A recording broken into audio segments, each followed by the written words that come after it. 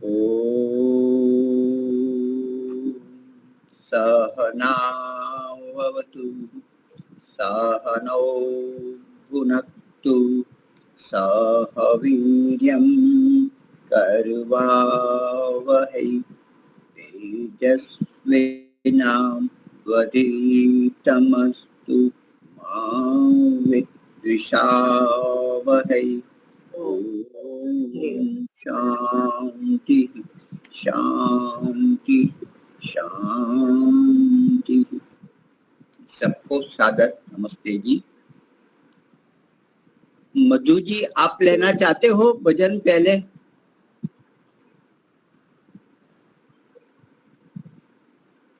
तो पहले रशीला बेन आप ले लेंगे।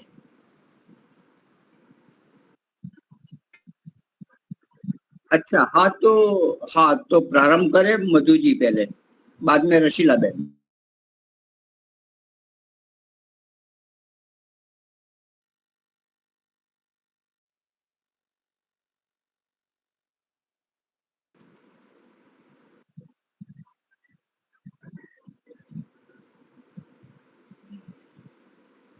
आवाज नहीं आ रही।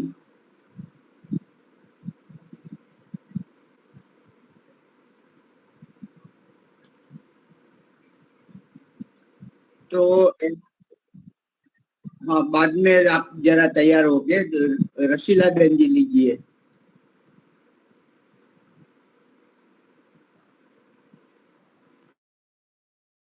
नमस्ते जी। आवाज आ रही है दीपाली बेन जी? जी जी।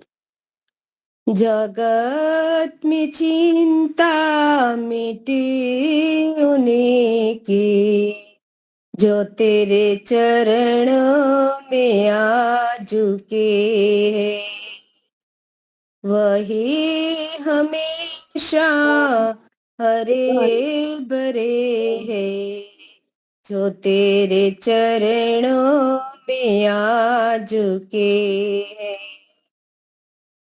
न पाया तुझे को अमीर बन करे, न पाया तुझको फकीर बन करे, उन्हीं को तेरे हुए है दर्शन, जो तेरे चरणों में आ झुके हैं।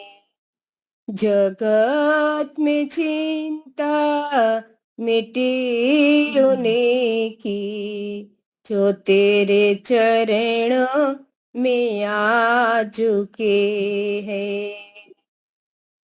न पाया तुझको किसी ने बल से, न पाया तुझको किसी ने छल से, वही परम पद को पा गए हैं, जो तेरे चरणों में आ झुके हैं। जगत में चिंता मिटी उन्हीं की, जो तेरे चरणों में आ झुके हैं। किसी ने पत्थर सनम बना, कोई भटकता है तीर्थों पर, भक्त वो पहुंचे है तेरे द्वारे, जो तेरे चरणों में आ झुके हैं। जगत में चिंता मिटी उन्हीं की, जो तेरे चरणों में आ झुके हैं। कोई तो पूजे मसन मंडी, कोई भटकता है जंगलों में, जीवन सफल है उन्हीं का केवल, जो तेरे चरणों में आ चुके हैं, वही हमेशा हरे भरे है, जो तेरे चरणों में आ चुके हैं। प्रभु जी विनती सुनो हमारी, बनाओ बिगड़ी तुम्ही हमारी, निराश्रयों का तुम आसरे हो, जो तेरे चरणों में आ चुके हैं।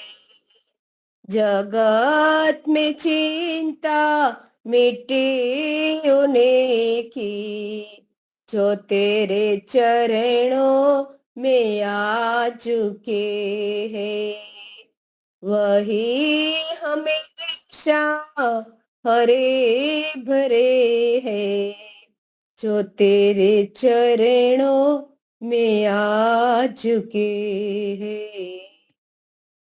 ओम धन्यवाद। बहुत सुंदर। मधु जी आप लेंगे?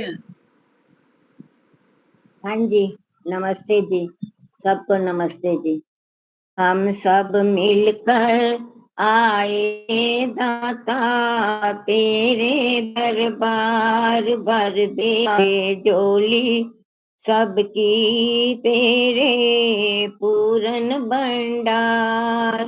होई जब संध्या काल निर्मल होके तत्काल, अपना मस्तक झुका के करते तेरा ख्याल, तेरे दर पर आके बैठे सारा परिवार, से झोली कभी थे पूरन भंडार।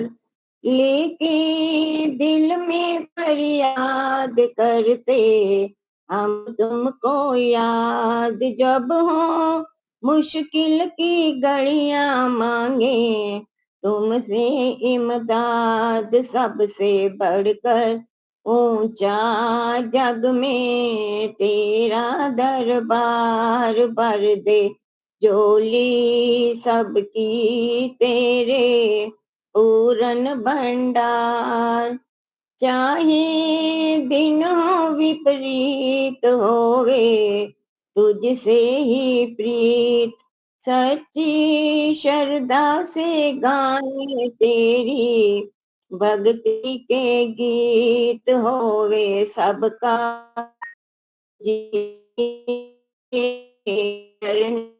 प्यार, दे झोली सबकी तेरे पूरा भंडार।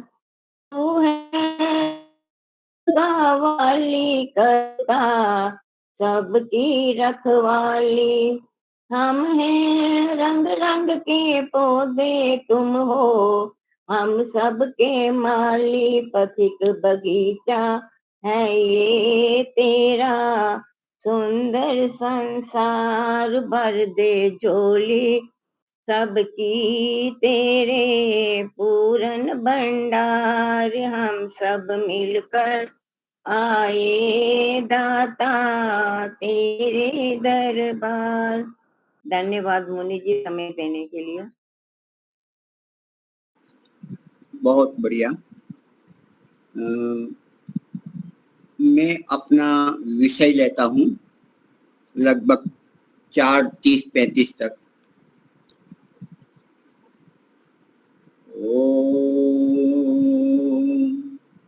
योगे योगे तव स्तरम वाजे वाजिह्वामहे, सखाय इंद्रमूर्तये सखाय इंद्रमूर्तये।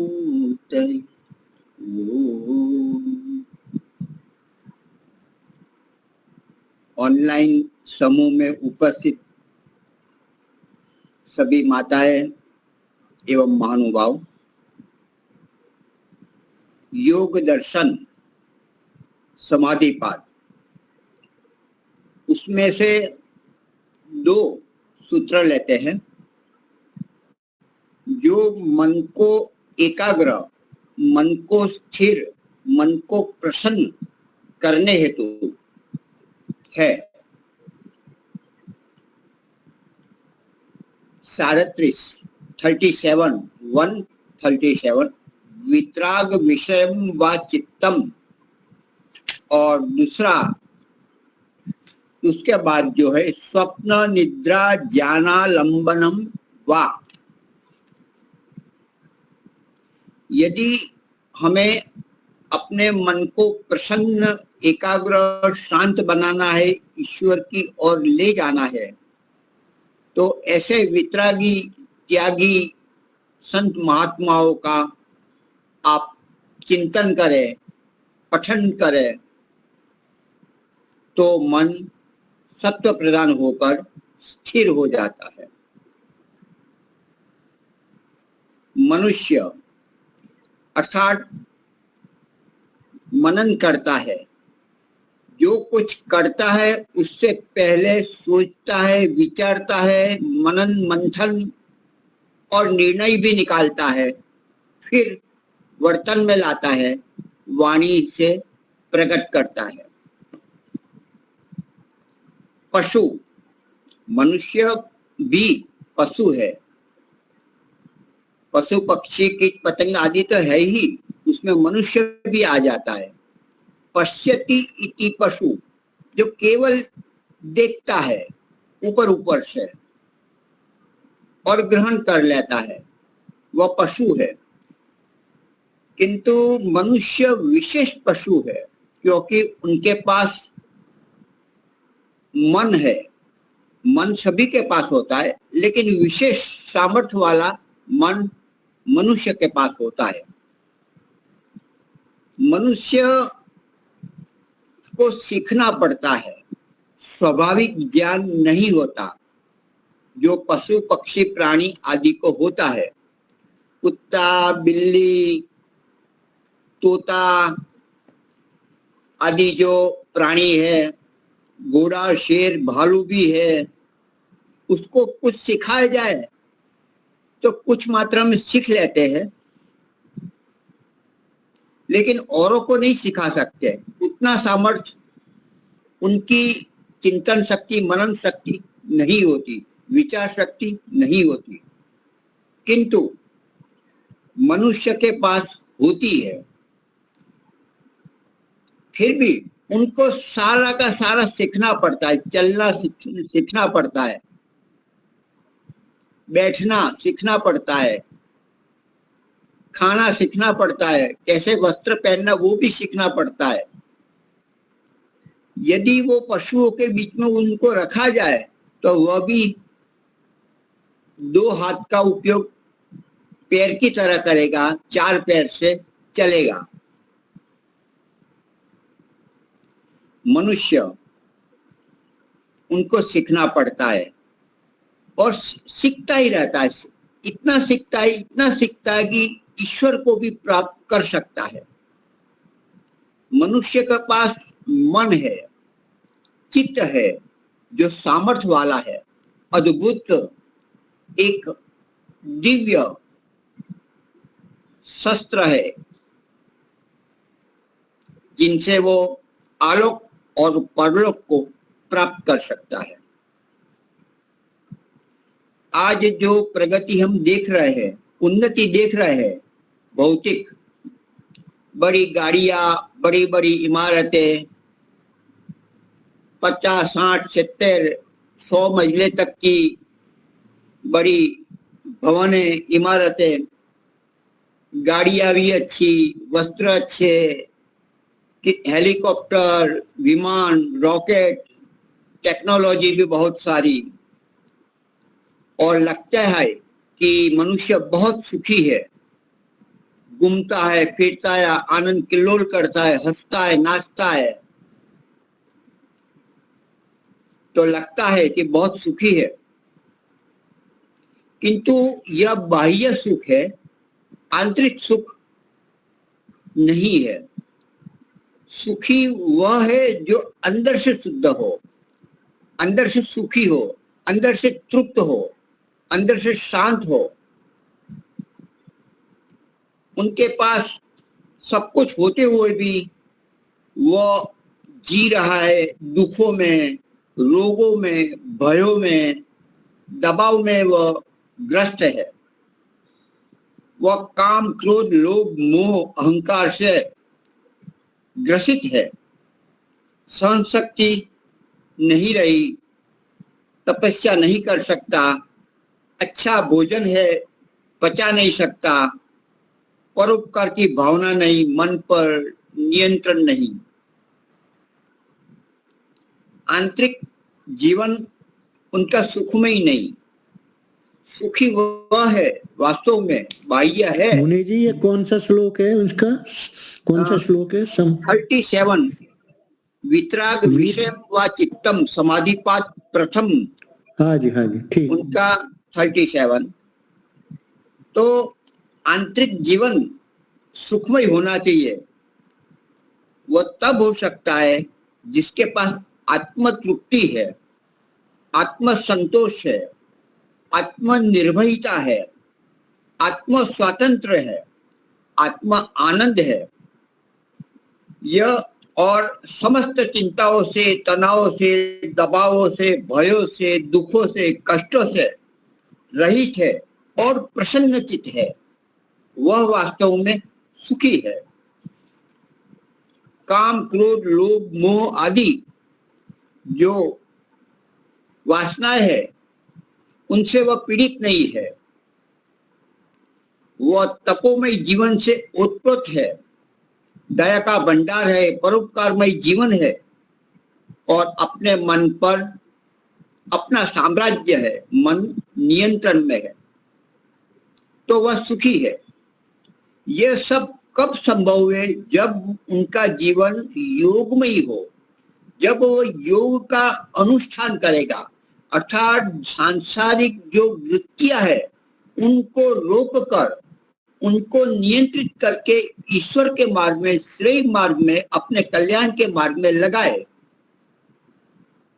तो योग का जो अवलंबन करता है वही व्यक्ति आत्म संतोषी, आत्म तृप्त, आत्म आनंद युक्त बना रहता है। वही परोपकार कर सकता है, वही राग द्वेष आदि वासनाओं से दूर हट सकता है। तो मन हमारा सबसे बड़ा तीर्थ है। तीर्थ बहुत सारे हैं। सत्य का आचरण करना तीर्थ है। भर्तृहरि शतकम में है, सत्य तीर्थम क्षमा तीर्थम। सत्य का आचरण करना तीर्थ है। क्षमा तीर्थम, क्षमा भी तीर्थ है। इंद्रिय निग्रह, इंद्रियों पर संयम रखना, वह भी तीर्थ है। ब्रह्मचर्यम परम तीर्थम, ब्रह्मचर्य का पालन करना भी बड़ा तीर्थ है। अहिंसा तीर्थम, अहिंसा का पालन करना वह भी तीर्थ है। और सर्वभूत दया तीर्थम, सभी प्राणियों पर दया करुणा करना वह भी तीर्थ है। और तीर्थ आर्जवमेव इव, और जो सरल है, सरल हृदय वाला होना वह भी तीर्थ है। किंतु सर्वश्रेष्ठ तीर्थ क्या है? तीर्थानुत्तमम तीर्थम विशुद्धि मनसः पुनः। उत्तम तीर्थ वह है जिसने अपना मन शुद्ध कर लिया है। सबसे बड़ा तीर्थ मन की शुद्धि है। मन शुद्ध हो तो ही वह शांत बना रहेगा, अपने नियंत्रण में रहेगा और ईश्वर के मार्ग में, ईश्वर के विषय में लगा सकते हैं। तो योग का अनुष्ठान करना मतलब मन को सबसे पहले प्रसन्न रखकर परमात्मा के स्थान में, तत्व में अपने आप को निवेश करना। उनके लिए यह सूत्र बता रहा है कि वितराग विषम वा चित्तम, ऐसे सज्जनों, वितराग वैराग्य संपन्न पुरुषों, उनका आप चिंतन करें, पठन पाठन करें, विचार करें, तो मन एकाग्र, शांत, प्रसन्न हो जाता है। फिर ईश्वर में लगा सकते हैं। ईश्वर में लगाना है, गहन सूक्ष्म वस्तु में लगाना हो तो मन का शांत और प्रसन्न रहना बहुत जरूरी है। तो सीधा हम पराठी लगाकर बैठ जाते हैं, कोई पूर्व तैयारी नहीं होती, सीधी हॉटलाइन परमात्मा के साथ जोड़ने का प्रयास करते, ऐसा नहीं हो सकता, नहीं कर सकते, क्योंकि उसके लिए पूरे दिन की दिनचर्या अच्छी, सुव्यवस्थित, शांत, निभ्रांत होनी चाहिए। तभी वो मन 15 मिनट के लिए, आधे घंटे के लगाना चाहे तो कुछ क्षण लगा सकते हैं। तो पूर्व तैयारी अधिक जरूरी है। तो जब भी संध्या करें या तो ध्यान जप में जाए, तो उससे पहले हम वितराग विषय वैराग्य संपन्न पुरुषों, विद्वानों, महान पुरुषों का सच्चरित्र या तो अच्छे अध्यात्म जो पुस्तक है, ग्रंथ है, आर्ष विद्या जो प्रतिपादित करते हो, उनका हम स्वाध्याय करें और फिर हम मन को प्रसन्न करके ईश्वर में लगावे। तो वितराग विषय वाले कौन है? उनके लिए कि जो सदा नहीं रहने वाला है, जो अनित्य है, ऐसे संसार और पदार्थ को जो प्रधानता नहीं देता, वह वैराग्यवान है। जो सांसारिक सुखों में भी 4 प्रकार के दुख समाया हुआ है, जैसे परिणाम दुख, ताप दुख, संस्कार दुख और गुण वृत्ति विरोध दुख मिश्रित है, ऐसा वो यथार्थ रूप में जानता है, वह वितरागी है। जो माता पिता, भाई बंधु, सखा जो भी है, वो सारे संबंध अनित्य है, वो ठीक तरह से वो अंदर से जानता है, समझता है और ठीक तरह से उसका लाभ लेकर ईश्वरी काम में लगाता है, वह वैराग्यवान है। जिसका मन शुद्ध हो गया हो, निर्मल हो, पवित्र हो, धवल हो, जिसके मन में काम, क्रोध, लोभ, मोह, ईर्ष्या, अहंकार आदि वासनाएं सताती नहीं, जो चंचल नहीं है, जो कल्याण मार्ग का पथिक है, ऐसे वितरागी योगी हो, उनका सानिध्य प्राप्त करे, उनसे सत्संग करे, प्रश्नोत्तरी करे, समाधान प्राप्त करे। या तो वह नहीं है तो उनके वचनों को सुने, पढ़े, समझे, सोचे, तो मन प्रसन्न, आह्लादित हो जाता है।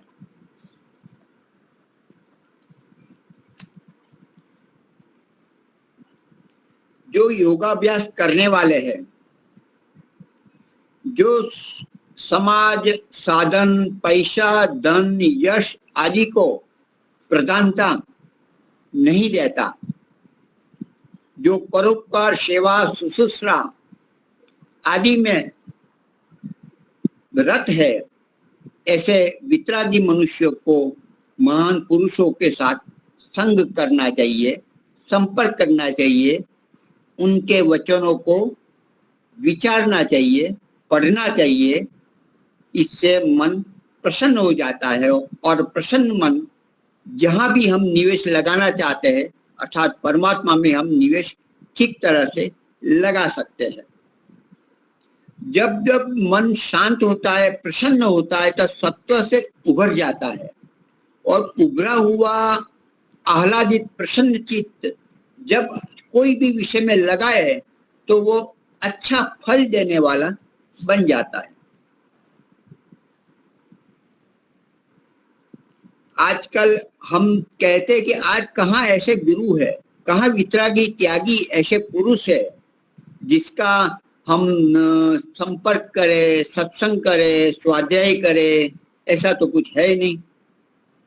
वास्तव में अच्छे बुरे हर काल में होते ही है, लेकिन हमारी योग्यता, हमारी क्षमता नहीं होती कि उस गुरु को, उस वितरागी व्यक्ति को हम नहीं जान पा रहे।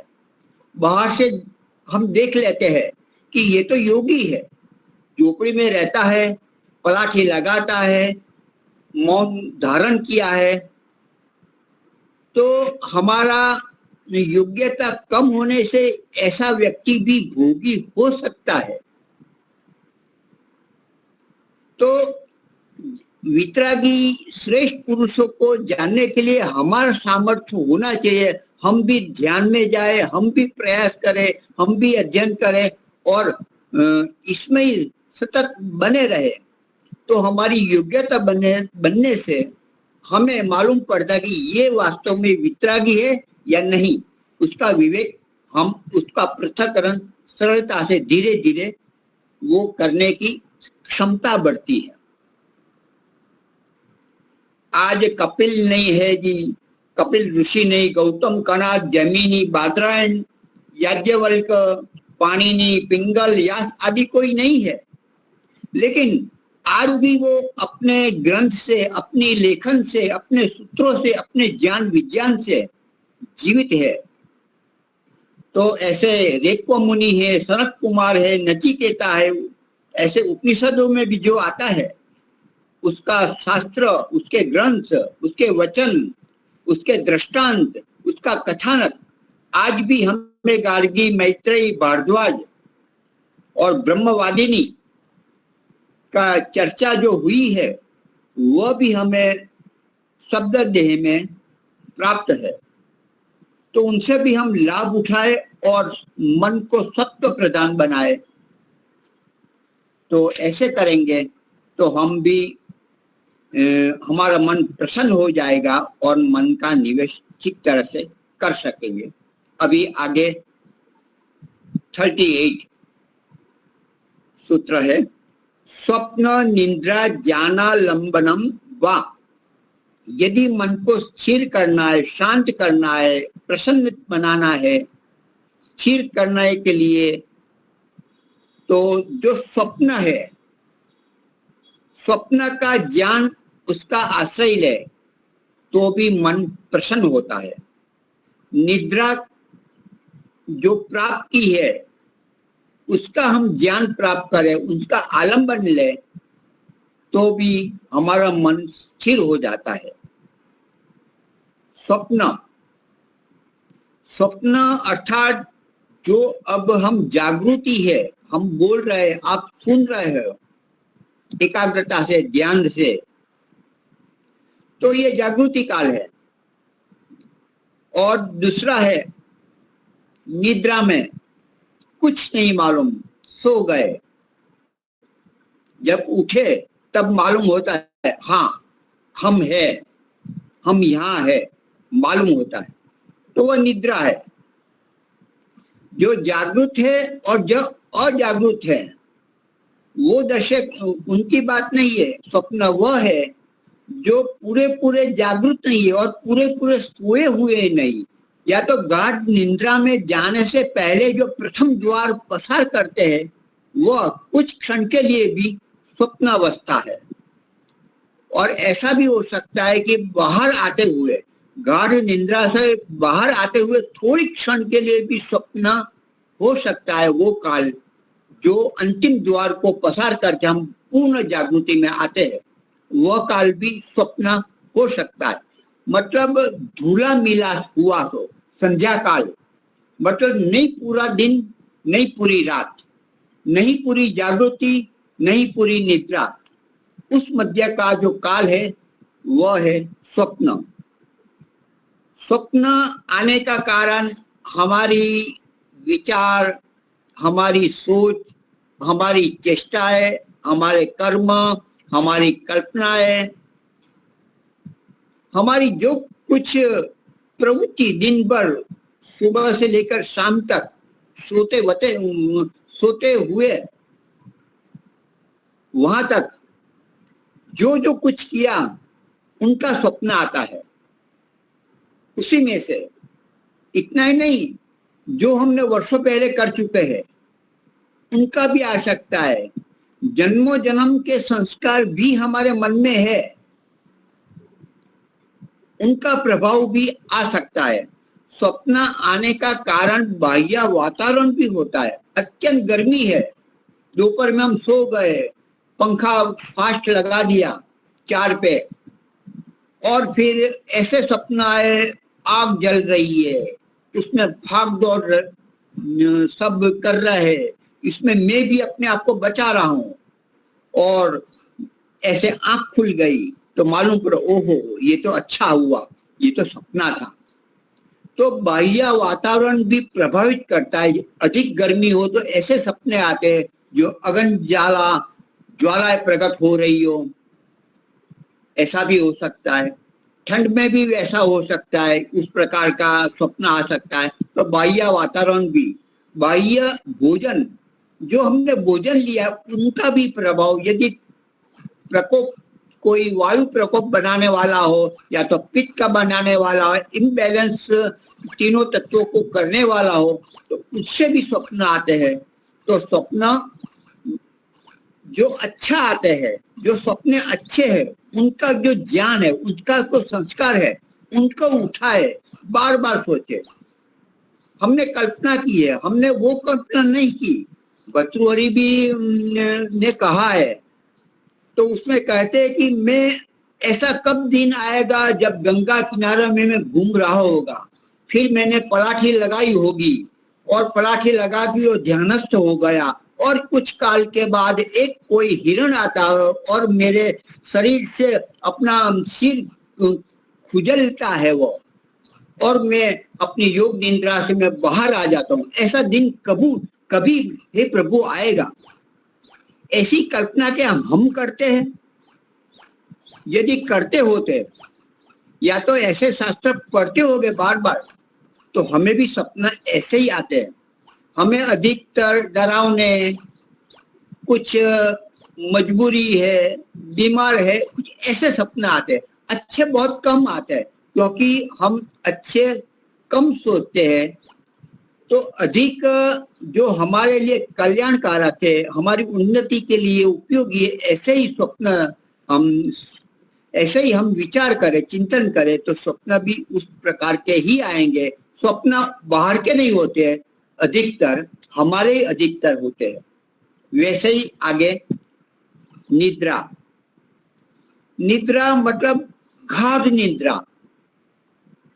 जब उठते हैं प्रातः, वाह आज तो मजा, बहुत ही मजा आया, आनंद आ गया, मैं बिल्कुल नई जिंदगी लेकर नई उत्साह से आया हूं। आज मैं आंख बंद करूंगा, कुछ सोचना नहीं है, पलाठी लगाता हूँ, ईश्वर में लगाता हूँ। तो सुबह होते ही हमारा मन शांत होता है।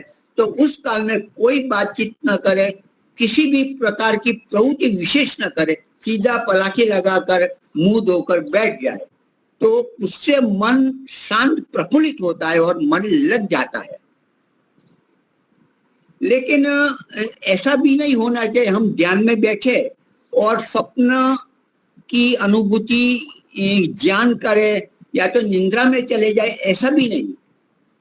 निंद्रा में जाकर प्रसन्नता नहीं मिलना है, लेकिन जो निंद्रा, गाढ़ निंद्रा मिली, उनका ज्ञान की थोड़ी सुख की अनुभूति स्मृति को उठाए तो मन एकाग्र होता है। वैसे ही स्वप्न का भी आश्रय लेके, उनका आलम्बन लेकर हम मन को स्थिर, शांत, प्रसन्न बना सकते हैं और फिर परमात्मा में लगा सकते हैं।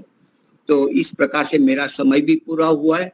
तो आप सभी ने सुना, बहुत बहुत धन्यवाद, आभार प्रकट करता हूँ। अभी हमारे दूसरे वक्ता लीला माता जी है, उनको मैं आमंत्रित करता हूँ, वक्तव्य प्रारंभ करें। आज लिंक नहीं भेजा था क्या? भेजा था, सभी को भेजा था, ग्रुप में भेजा तो मैंने इकट्ठा किया हुआ था लिंक, तो तभी उसमें से देखे आ जाए, लेकिन हमारे वैदिक ग्रुप जो है उसमें मैं बेचता हूँ।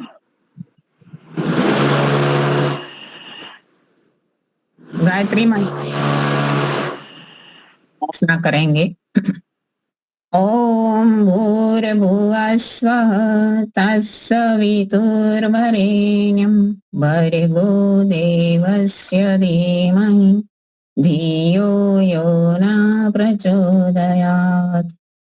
सबका रक्षक, जगत के सब जीवों का आधार, जो प्राणों से भी प्रिय और स्वयंभू है, जिसके संसर्ग से संसार के सारे प्राणी सारे दुखों और क्लेशों से मुक्त हो जाते हैं, जो नानाविध जगत में सर्वत्र व्यापक होकर सबका पालन और पोषण करता है, सकल जगत का उत्पादक, सब ऐश्वर्यों का दाता, जिसकी प्राप्ति में सभी की सब आशाएं एवं अभिलाषाओं की पूर्ति है, उस पवित्र परमात्मा के पवित्र तेज को हम अपने हृदय में धारण करते हैं। वो परमात्मा हमारी बुद्धियों को निकृष्ट मार्ग से निवृत्त करके उत्कृष्ट मार्ग की ओर प्रेरित करे। आदरणीय मुनि जी, संचालिका बेन दीपालिका जी, आर्य सज्जनों, वंदनीय माताएं बहनें, मैंने 2 सप्ताह पहले श्राद्ध के विषय में एक मंत्र उद्बुद्ध किया था और इसी मंत्र की थोड़ी सी व्याख्या भी की थी, और इसी मंत्र के बारे में आज कुछ और बातें बताने के लिए प्रयास करते हैं। ऊर्जनम घंतीर अमृतम घृतम पय किलालम परिश्रुतम स्वदास्त तर्पयत मे पितृण। इसी मंत्र में बताया गया है कि साफ साफ बताए, हमें पता चलता है कि वेद के माध्यम से पितर जीवित माता पिता, दादा दादी, नाना नानी, जान वृद्ध, वयोवृद्ध समाज के जो व्यक्ति हैं उसको कहा गया है, और उनकी सेवा करने का कहा गया है। रस युक्त फलों से, अमृत समान औषधियों से, और सुगंधित और पुष्टिकारक जल से, घृत यानी गाय के घी से, पय यानी गाय के दूध से, किलालम यानी संस्कृत किए हुए अन्न से, और परिश्रुतम यानी झाड़ पर पके हुए फलों से, आदि उत्तम उत्तम चीजों से उनका हमें श्राद्ध के विषय में महर्षि दयानंद ने भी कहा है कि श्रद्धा पूर्वक किया गया कर्म ही श्राद्ध है। और जो सत्य को धारण करता है, सत्य तो वही है कि जो हमारे सामने उपस्थित है, तो उनका ही किया जा सकता है।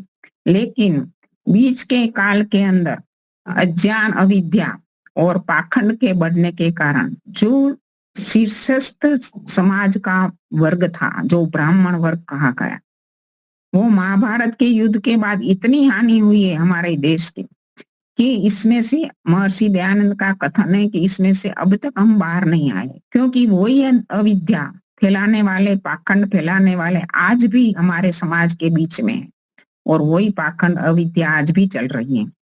तो महर्षि दयानंद का कथन है कि यदि जीवितों का पितृयज्ञ को उन्होंने 5 महायज्ञों में स्थान दिया। क्यों पितृयज्ञ को इतना महत्वपूर्ण बताया गया?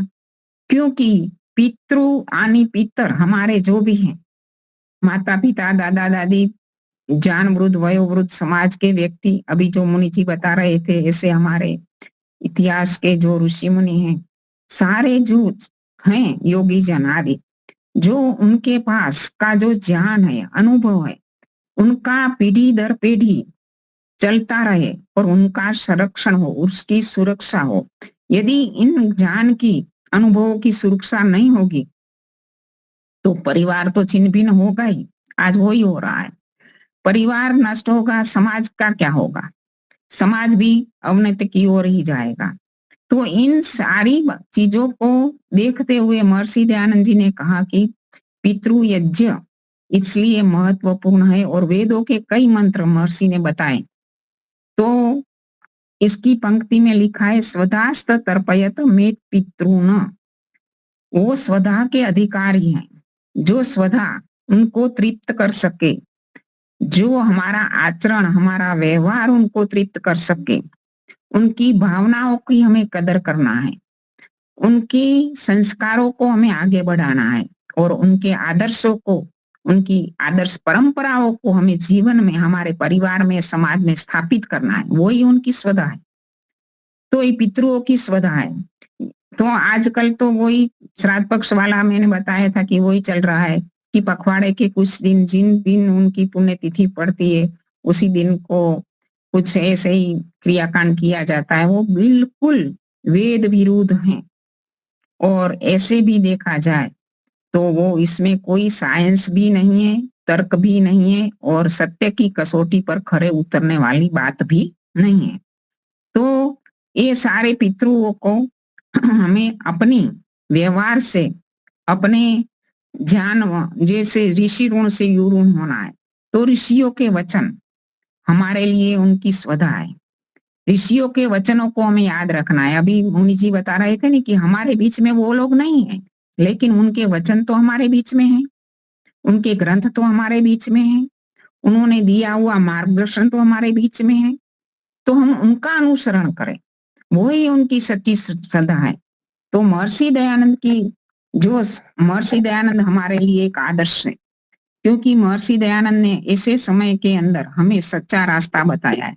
तो महर्षि दयानंद के कई वचनामृत हैं, तो उस वचनामृतों को ऐसा पढ़ते हैं तो ऐसा अच्छा लगता है कि इनमें से कितने अच्छी अच्छी बातें बताई है महर्षि जी ने। तो इन वचनामृतों को हमें याद करना चाहिए, वही उनकी श्रद्धा है। तो महर्षि दयानंद का जो कोई महत्वपूर्ण वचन है उनके बारे में मैं कुछ बताना चाहूंगी। तो महर्षि दयानंद ने कहा है कि आर्ष ग्रंथों का पढ़ना ऐसा है जैसे समुद्र में गोता लगाना और बहुमूल्य मोतियों को पाना, और इसके विपरीत अनार्ष ग्रंथों का पढ़ना ऐसा है कि पहाड़ का खोदना और कौड़ी का लाभ पाना। अभी देखो महर्षि जी ने कितना ही महत्वपूर्ण बात बताई है कि हमें अपने जीवन में ऋषिकृत ग्रंथों को महत्व देना चाहिए, क्योंकि ऋषि 3 गुण होते हैं, सत्व रजो तम।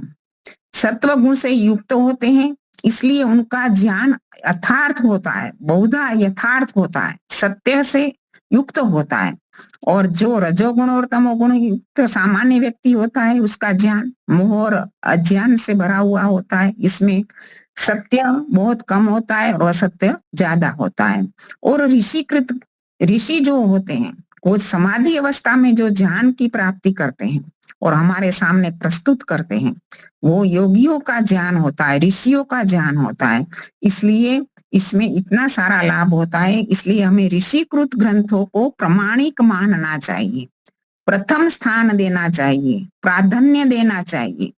और ऋषिकृत ग्रंथों का स्वाध्याय प्रतिदिन करना चाहिए, क्योंकि वो तो ऐसा है कि थोड़ा सा भी हम पढ़ते हैं नहीं तो इसमें से बहुत सारा ज्ञान हमें प्राप्त हो जाता है। और जो दूसरे अनार्ष ग्रंथ है वो तो ऐसा है कि महर्षि दयानंद के जब विरजानंद से अलग हुए, जब विद्या पूर्ण होने के बाद, तब भी विरजानंद ने यही कहा था कि ऋषिकृत ग्रंथ कौन है, आर्ष ग्रंथ कौन है और अनार्ष ग्रंथ कौन है, उनकी परख कैसे करना है। तो अनार्ष ग्रंथों में ईश्वर और महापुरुषों की निंदा से भरे हुए हैं, जैसे आजकल के हमारे पुराण। कई शास्त्र ऐसे हैं कि जिसको देखकर हमें ऐसा लगता है कि इसको शास्त्र की कोटि में रखा जाए क्या। महर्षि दयानंद ने खुद बताया है कि केवल संस्कृत में लिखा हुआ होने मात्र से कोई भी ग्रंथ शास्त्र की कोटि में नहीं आ सकता। शास्त्र की कोटि में हम किसको रखें?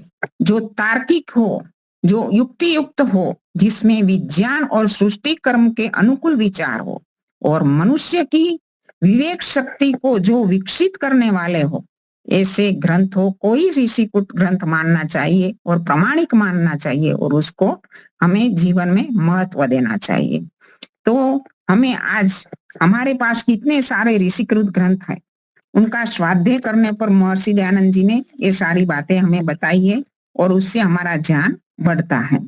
तो महर्षि दयानंद जी के अनेक वचन ऐसे हैं कि जैसे हम पितृयज्ञ के बारे में मैंने अभी थोड़ी बातें बताई कि पितृयज्ञ क्यों उनका महत्वपूर्ण 5 महायज्ञों में क्यों रखा गया। तो महर्षि दयानंद जी कहते हैं कि इन 5 महायज्ञ जैसे ब्रह्म यज्ञ है, देव यज्ञ है, पितृयज्ञ है, अतिथि यज्ञ है, बलि वैश्य यज्ञ है, इन 5 पांचों के पांच यज्ञ इतने महत्वपूर्ण है कि हमारे जीवन में हमें सुख और शांति चाहिए, हमारे जीवन में हमें उन्नति चाहिए, तो केवल मात्र हमारी उन्नति नहीं, समाज और राष्ट्र की उन्नति में भी वो सहायक बन सकते हैं। तो इसके लिए महर्षि जी का कथन है कि जैसे हमारा श्वास प्रश्वास प्रति पल चलता है, देखो कितना भार दिया है, जैसे हमारा श्वास प्रश्वास प्रति पल चलता है, इसी प्रकार इन 5 महायज्ञों को कभी भी अनाध्याय नहीं होना चाहिए। इसमें प्रतिदिन करना है, जैसे हम प्रतिदिन नहीं करते, दातुन करते हैं, स्नान करते हैं, सब कुछ प्रतिदिन करते हैं, तो एक कार्य भी प्रतिदिन इसमें किसी भी प्रकार का अनाध्याय किए बिना करना ही है। ये ऋषि का वचन है, ये ऋषि की स्वधा है। यदि हम ऋषिकृत वचनों को जीवन में महत्व देते तो वो उसका तर्पण है, वो उनका श्राद्ध है, वो उनकी स्वधा है। इसी प्रकार महर्षि दयानंद जी ने तो वेद को तो इतना ही महत्व दिया है, क्योंकि महर्षि जी को वेद इतने प्यारे थे जितना ईश्वर प्यारा था और जितना सत्य प्यारा था। तीनों चीजों में वो कभी भी किसी भी संजोगों में कभी भी, हम गुजराती में कहते हैं नहीं कि बांध छोड़, जो समझौता नहीं करते थे, क्योंकि वो वेद की विरुद्ध है कोई भी बात तो वो कभी भी मान्य नहीं रखते थे। तो महर्षि दयानंद जी का कहना है कि वेद का ज्ञान इतना महत्वपूर्ण है कि जितना संसार के पदार्थ। संसार के पदार्थ तो, और ईश्वर ने जब मनुष्य को इस सृष्टि में भेजा तो 2 प्रकार की चीजें दी, एक तो संसार के पदार्थ दिए और वेद का ज्ञान दिया। यदि वेद का ज्ञान ना देता तो हम संसार के पदार्थों को जान भी ना पाते, ना ईश्वर को जान पाते, ना मोक्ष को जान पाते। इसलिए वेद का ज्ञान इतना ही महत्वपूर्ण है कि जितना संसार के पदार्थ है इससे भी ज्यादा महत्वपूर्ण है, ना तो मोक्ष को जान पाते। इसलिए वैदिक धर्म के पास जो भी ज्ञान है वो ईश्वर का दिया हुआ ज्ञान है, चाहे ईश्वर के विषय में हो, चाहे धर्म के विषय में हो, चाहे मोक्ष के विषय में हो, तो हमें उसको ही सत्य मानकर चलना चाहिए। और आज समाज में ईश्वर के विषय में, मोक्ष के विषय में, धर्म के विषय में कैसी कैसी भ्रांतियां फैली हुई है। महर्षि दयानंद ने उस पर तो कार्य किया था कि इन भ्रांतियों को हटाना, कि जो सत्य है उसको सत्य कहना और जो असत्य है उसको असत्य कहकर दूर करना, वही महर्षि दयानंद का सच्चा उद्देश्य था। और कई पुस्तकें लिखी, हर एक पुस्तक महर्षि की इतनी अद्भुत है, अनुपम है और उत्तम है, महत्वपूर्ण है। जैसे व्यवहार भानु जैसी छोटी सी पुस्तक कितना उत्तम व्यवहार सिखाती है हमें। व्यवहार भानु में एक प्रश्न उठाया गया, महर्षि प्रश्न उत्तर के माध्यम से हमें बहुत अच्छी प्रकार से समझाते हैं। एक प्रश्न उठाया गया कि विद्या का फल प्राप्त होगा या नहीं। यदि कोई व्यक्ति विद्या प्राप्त करता है, किसी भी दर्शनों की करे, उपनिषदों की करे, योग की करे, या तो भौतिक विद्या, कोई भी विद्या प्राप्त करे हम, तो उस विद्या का फल हमें मिलता है या नहीं मिलता, ये प्रश्न उठाया गया। तो महर्षि दयानंद का उत्तर है कि यदि उस विद्या के अनुसार जीवन में आचरण नहीं हुआ तो विद्या का फल नहीं मिलता।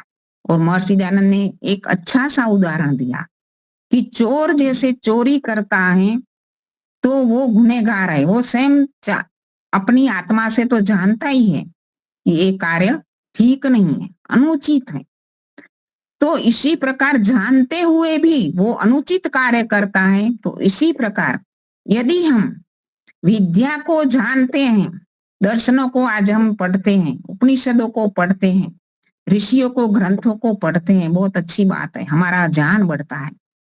तो हमें इस ज्ञान के अनुसार यदि हम अपना जीवन में ही उस ज्ञान को नहीं लाते तो हम गुनहगार हैं, हम अपराधी हैं, हम दंड के भागी है, और हम एक शब्द वो भी है कि हम आत्महत्यारे हैं। अपनी आत्मा तो कह रही है कि इन सारी चीजें सत्य हैं, उनका अनुसरण करो, लेकिन हम अपनी अविद्या के कारण, अपने कुसंस्कारों के कारण जब उसका आचरण नहीं करते तो हम दंड के भागी है, अपराधी है, गुनहगार है। प्रातः जागरण से लेकर ईश्वर उपासना से लेकर व्यायाम, स्वाध्याय, अग्निहोत्र और दूसरे जो यज्ञ बताए, सारे के सारी चीजों को यदि हमारे जीवन में हम जानते हैं कि इन सारी चीजों का कितना महत्व है, लेकिन यदि हम स्थान नहीं देते तो हम ईश्वर के गुनहगार है, ऋषियों के गुनहगार है, अपराधी। तो इन चीजों को हमें देखना है कि क्या हमारे जीवन में अपराध तो नहीं हो रहा। तो इसी प्रकार बताया गया कि हम स्वयं का हनन स्वयं कर रहे हैं, अपनी हत्या हम स्वयं कर रहे हैं। माता पिता, गुरुजन, आचार्य, राष्ट्र, समाज हमारी उन्नति भी कर सकता है और हमारी अवनति भी कर सकता है, लेकिन आत्मा स्वतंत्र करता है। आत्मा को क्या करना है, क्या नहीं करना है, वो करता जब करेगा तब उसका फल उसको प्राप्त होगा। तो ये महर्षि दयानंद जी के वचन अद्भुत वचन है। तो हमें महर्षि दयानंद के वचनों का अनुसरण करना चाहिए। और जो स्वमंतव्यामंतों में भी एक अद्भुत बात लिखते हैं कि मनुष्य उनको कहना जो मननशील होकर, मनुष्य कौन है जो मनन करता है। अभी बताया ना कि जो पशु है केवल मात्र देखता है वो तो पशु ही है। जो मन, हमें अद्भुत साधन दिया है ईश्वर ने चिंतन करने का, मनन करने का, और हमारे ऋषियों ने अद्भुत विद्या बताई है कि श्रवण करो बाद में मनन करो, सुनो पढ़ो बाद उस पर मनन करो, चिंतन करो। कोई भी व्यवहार करो तो व्यवहार करो कि किसके साथ यथा योग्य व्यवहार कौन सा है। महर्षि जी ने हर एक चीज कितनी अद्भुत बताई है। यथा योग्य व्यवहार, यथा योग्य व्यवहार ऐसे ही नहीं हो सकता है। बिना मनन कोई भी व्यवहार यथा योग्य होगा ही नहीं। मननशील होकर स आत्मवत व्यवहार करे। मेरी आत्मा को क्या अनुकूल है, क्या प्रिय है, क्या अच्छा लगता है, ऐसा व्यवहार मैं दूसरों के साथ करूं। जो मुझे अच्छा नहीं लगता, जो मुझे बुरा लगता है, ऐसा व्यवहार मुझे दूसरों के साथ भी नहीं करना है। स आत्मवत व्यवहार करे और दूसरों के सुख दुख और हानि लाभ को अपने सुख दुख और हानि लाभ के समान समझे। किसी व्यक्ति को सुख मिल रहा है तो वो व्यक्ति को सुख देखकर हमें प्रसन्न होना है। योग दर्शन में भी बताया है नहीं कि किस प्रकार व्यवहार करना है कि जो हमारे से आगे है, जो हमारे से सुखी हैं, जो प्रगति की राह पर चल रहे हैं, तो हमें ऐसा सोचना चाहिए, ऐसा समझने चाहिए कि कितने उत्कृष्ट कर्मों का फल वो भोग रहे हैं। हम भी ऐसा कर्म करें कि हमें भी ऐसा सुख मिले। उनको देखकर प्रसन्न होना चाहिए, दुखी ईर्षा युक्त नहीं होना चाहिए। आज बहुधा होता क्या है कि किसी को सुखी आगे बढ़ता हुआ देखकर हम ईर्षा से जल जाते हैं और उनको पीछे हटाने के लिए प्रयत्न करते रहते हैं। तो इसी प्रकार दूसरों के सुख में सुखी और दूसरों के दुख में दुखी, दूसरों को दुख देखकर हमें दुखी होना चाहिए। आज लोग क्या कहते हैं कि सब लोग अपना अपना कर्मों का फल भोगते हैं, हम क्या करें, उन्होंने ऐसे कर्म किए तो भोग रहे। नहीं नहीं, बिल्कुल नहीं। वेद तो कह रहा है कि उनके प्रति तुम्हारा कर्तव्य है। कर्म भोग रहे बात सही, ठीक है, लेकिन हमारा कर्तव्य क्या है? हमारा कर्तव्य उनके प्रति उदात्त भावनाएं होनी चाहिए। इसलिए तो महर्षि ने बलि वैश्य रख दिया कि तुम्हारी जो कमाई है, तुम्हारे पास जो धन है, तो धन तभी सार्थक है जब तुम दूसरों की, तुम्हारे से पिछड़े हैं, तुम्हारे पास ज्ञान है तो उनको ज्ञान दो, तुम्हारे पास धन है तो उनको धन दो, तुम्हारे पास अच्छे विचार हो तो उनके अच्छे विचार दो। किसी के घर में समस्या है तो सुखी नहीं होना है, उनकी समस्याओं को हल बताओ। तो हर एक व्यक्ति की महर्षि ने वो सारे नियमों में भी रख दिए। कितनी अद्भुत बात है। 9वां नियम क्या कहता है? प्रत्येक को अपनी ही उन्नति से संतुष्ट नहीं रहना है, लेकिन सबकी उन्नति में अपनी उन्नति समझना है। तो महर्षि जी का एक एक शब्द अमूल्य है, हीरा मोती के समान है। स आत्मवत व्यवहार करे और दूसरों के सुख दुख और हानि लाभ को अपने सुख दुख और हानि लाभ समझे। अन्यायकारी बलवान से भी ना डरे। अन्यायकारी व्यक्ति हो, भ्रष्टाचारी है, अनाचारी है, दुराचारी है, कोई बड़ा राजकारणी है, कि वो व्यक्ति कितना भी बड़ा पदाधिकारी है क्यों भी, लेकिन वो अन्यायकारी है, अधर्मात्मा है, तो उनसे कभी भी नहीं डरना है।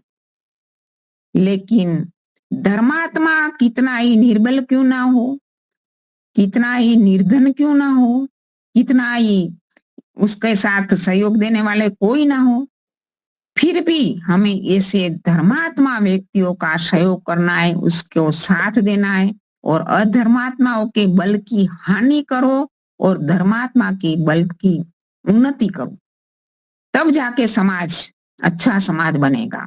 वो श्री कृष्ण जी का संदेश भी वही है, परित्राणाय साधूनाम विनाशाय च दुष्कृतानाम। मेरे जीवन का उद्देश्य यही है, श्री कृष्ण जी कह रहे कि दुष्टों का विनाश करना और सज्जनों की रक्षा करना। आज हम किसके पक्ष में हैं, आज हम किसको सहयोग दे रहे हो? धर्मात्मा को अधर्मात्मा को देखना है, कहीं मेरा मान अपमान ना हो जाए, कहीं मेरे साथ लोग छोड़ ना दे, तो भी डरना नहीं है। लेकिन हमें धर्मात्मा व्यक्तियों का ही साथ देना है, वो महर्षि दयानंद जी के वचन है। तो इसी प्रकार महर्षि जी ने अनेक बातें ऐसी बताई। अतिथि यज्ञ के बारे में भी कहा है कि सत्योपदेश होने से पाखंड की वृद्धि नहीं होती। जो अतिथियों का घरों में सम्मान होगा, गृहस्थी के घर में अतिथि आते जाते रहेंगे, तो उनके उपदेश के कारण पाखंड नहीं बढ़ेगा और गृहस्थी को सहजता से विद्या का उपदेश प्राप्त होगा और गृहस्थियों के घर में उनको सच्चा मार्गदर्शन। कई समस्याएं होती है हमारे गृहस्थियों के घरों में, तो समस्याओं को अच्छी प्रकार उनके माध्यम से सुलझा भी सकते हैं। और अतिथियों के बिना ना तो संदेह की निवृत्ति होती है, ना संदेह की निवृत्ति के बिना दृढ़ निश्चय होता है। अनेक प्रकार में संदेह हो सकता है व्यक्ति को कि ईश्वर के बारे में, धर्म के बारे में, हम परंपराओं के बारे में, लेकिन हम कैसे शंका समाधान हमारे विद्वानों से, हमारे अतिथियों से हम शंका समाधान करते हैं तो संदेह की निवृत्ति हो जाती है और संदेह की निवृत्ति के कारण हमारा ध्यान दृढ़ बनता है और हम निश्चय कर पाते हैं।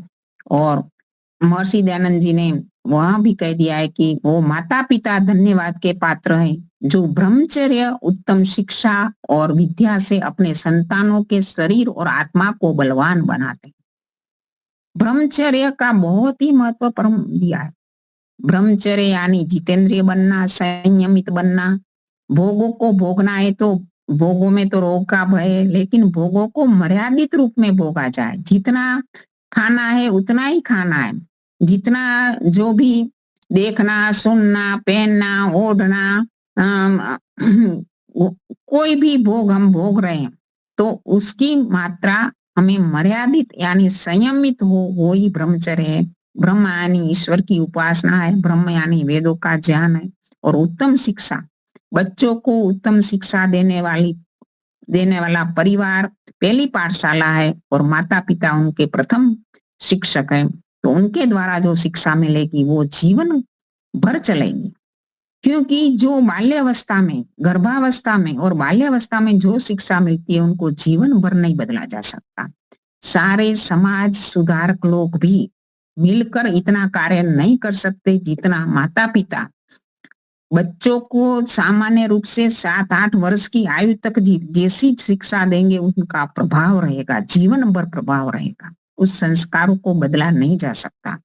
तो माता पिता का कर्तव्य, महर्षि जी ने के शब्द अद्भुत है। धन्य है वो माता जो गर्भाधान से लेकर जब तक विद्या पूरी ना हो तब तक सुशीलता का उपदेश करे, उसका शील उत्तम हो ऐसा उपदेश करे।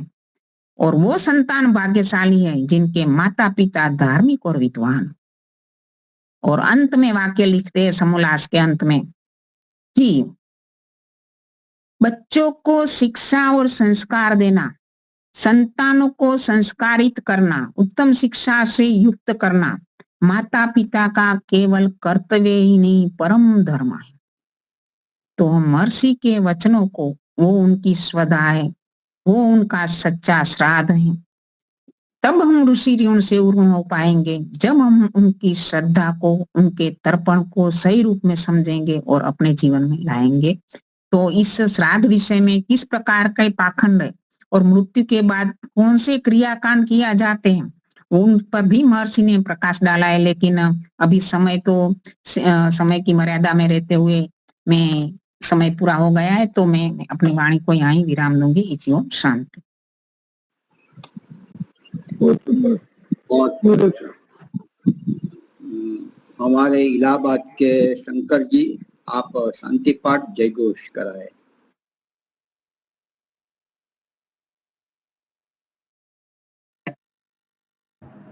बहुत ज्ञानवर्धक उपदेश बहन जी से प्राप्त हुआ।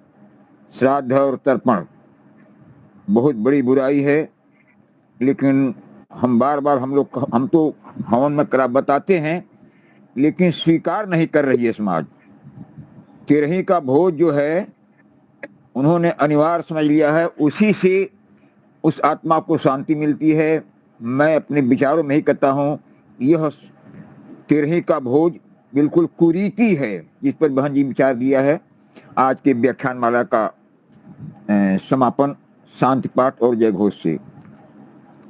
ओम ध्यो शांति अंतरिक्षगम शांति पृथ्वी शांतिरापः शांतिरोषधयः शांति वनस्पतयः शांतिर्विश्वे देवा शांतिर्ब्रह्म शांतिः सर्वं शांतिः शांतिरेव शांतिः सामा शांतिरेधि।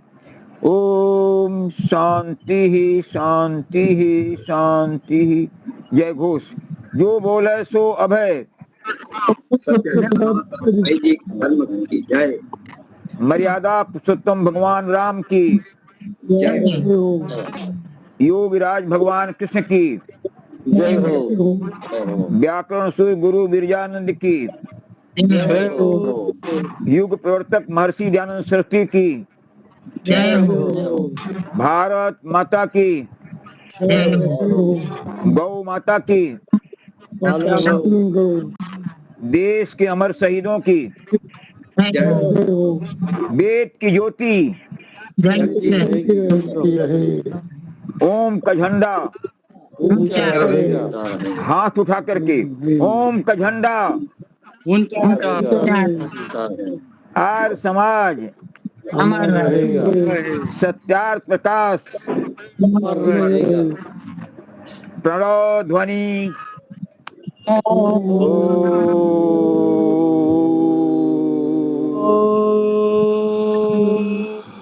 वैदिक अभिवादन। सबको सादर नमस्ते। आज न्याय दर्शन की कक्षा रहेगी रात्रि 9 बजे। न्याय दर्शन जयाबेन आज लेंगे 9 बजे इसी क्लिप से।